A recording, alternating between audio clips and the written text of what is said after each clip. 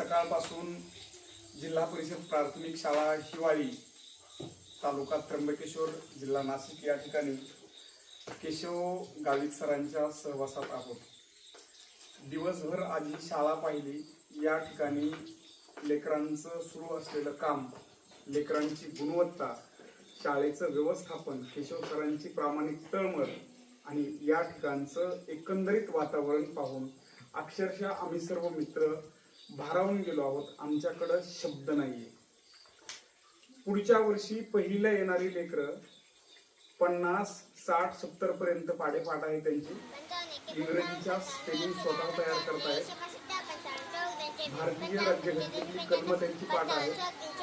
पहिलीची मुलं 3री 4थीचा अभ्यासक्रम त्यांचा पूर्ण आहे. 3री 4थीच्या लेकरांचा 6वी 7वी 8वीचा अभ्यासक्रम पूर्ण आहे. आणि एकही लेकरू या ठिकाणी अप्रगत नाही हे अगदी ठामपणे सांगते. खूप दिवसापासूनची उत्सुकता होती, नेमकं या ठिकाणी कामकाज कसं चालतंय, काय पद्धतीने केशव सर मेहनत घेत आहेत.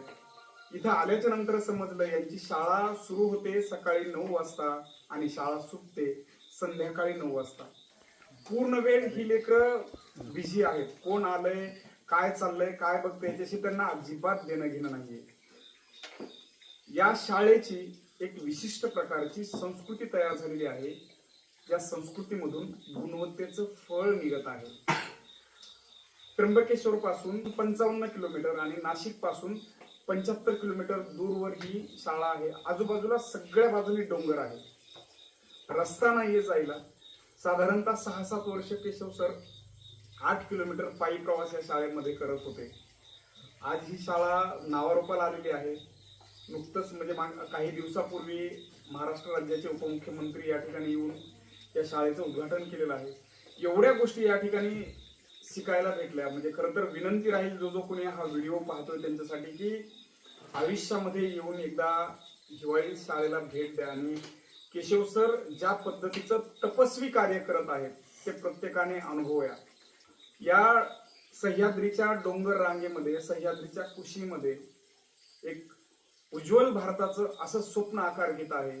कदाचित केशव सरांचं हे स्वप्न जर पूर्ण झालं तर बलशाली भारताचं स्वप्न पूर्ण झाल्याशिवाय राहणार नाही. केशवदादा इतकं सुंदर काम करताय तुम्ही, शब्द नाहीयेत.